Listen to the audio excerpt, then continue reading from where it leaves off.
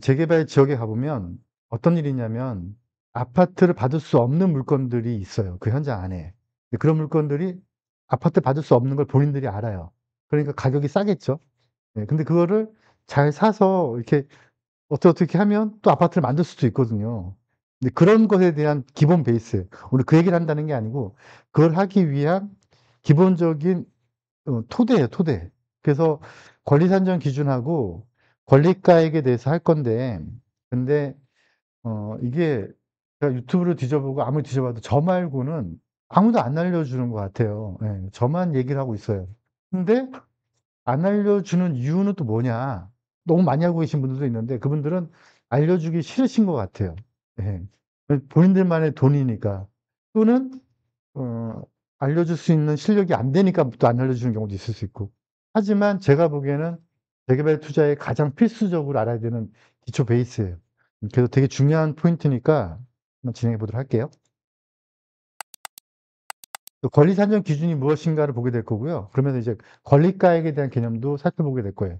그리고 이제 많은 분들이 권리가액하고 분양 기준가액을 헷갈려 하시는데 이 두 개도 같이 좀 보도록 할 거예요. 그리고 이제 결국은 그렇게 돼서 이제 아파트를 받을 수 없는 물건, 받을 수 있는 물건을 나누는 거, 그다음에 그거를 또 받을 수 없는 물건을 받을 수 있게 만드는 거. 그게 결국 이제 투자하고도 연결이 되겠죠. 이제 그런 판단 기준을 오늘 공부하게 될 거예요. 우선 이슈 좀 짚어보도록 할게요. 서울시가 도시정비 기본계획 소문다라고 해요. 그래서 아마도 2030 도시계획 재개발 관련된 게 아마 곧 이제 다시 정비가 될 것 같아요. 이건 매년 정확하게는 10년마다 한 번씩 있었고 그다음에 중간에 5년마다 한 번씩 있었던 일이니까 이제 또 그 시기가 도래한 거거든요. 그래서 아마 또 이렇게 전방위적으로 개편될 것 같아요.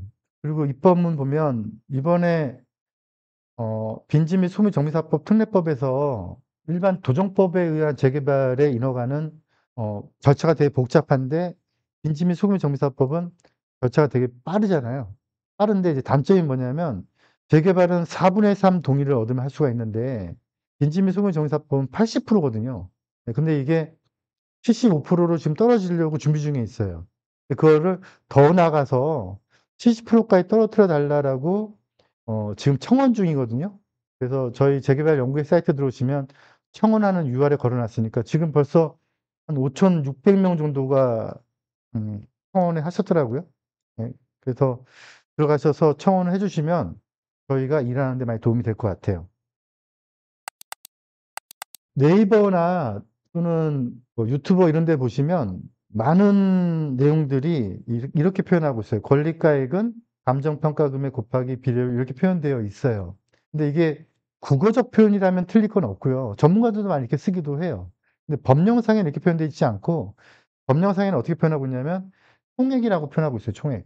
근데 이제 이게 권리가액 감정평가 곱하기 비례율로 한간에 많이 알려져 있는데 이거는 그냥 국어적으로는 괜찮아요. 국어적으로 쓰는 건 괜찮지만 법률적으로 쓰는 건 좀 문제가 있어요. 그러니까 뭐 우리가 재개발이라고 하면은 그냥 다시 지으면 다 재개발이죠. 예. 그런데 이제 도정법상의 재개발은 또 다르잖아요. 그거는 법률의 요건에 맞춰져 있는 재개발을 얘기하는 거니까.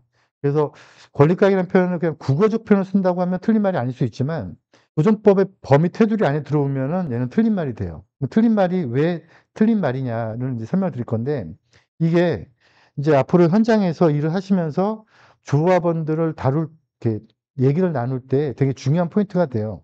권리가액은 감정평가금액 곱하기 비례율이 아니에요. 인제 법률상 정의는. 그러면 왜 이게 아니냐? 우선 예시 한번 들어볼게요.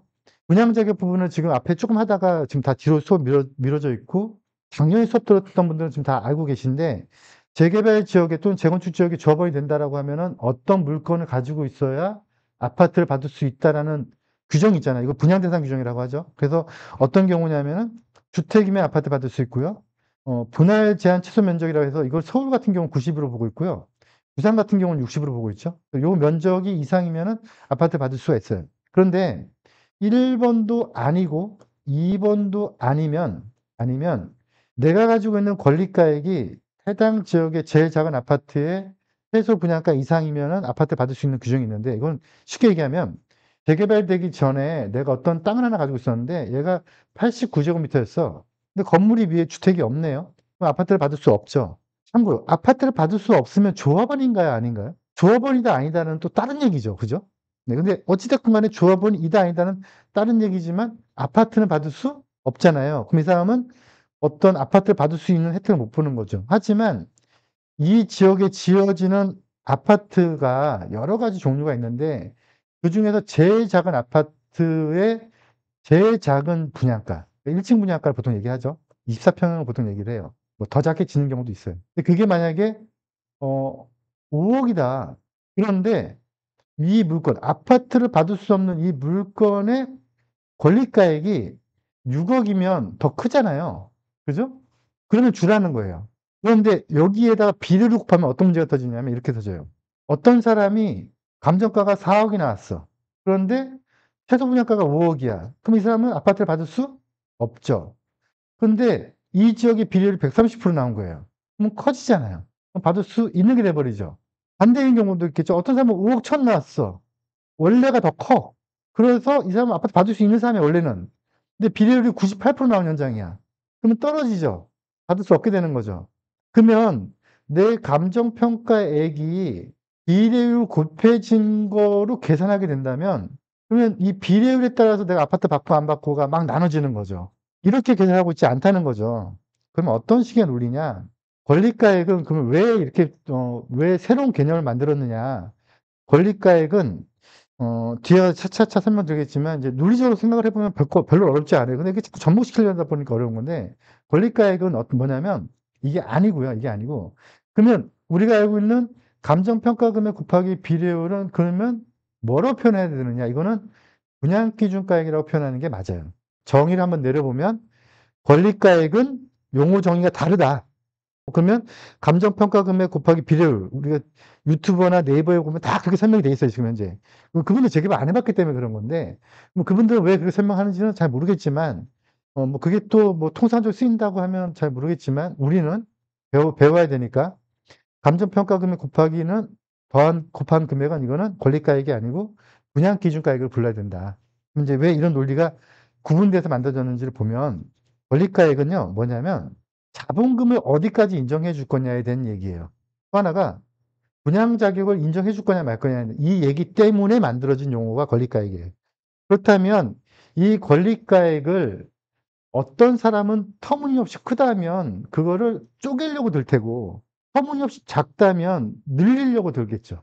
그죠?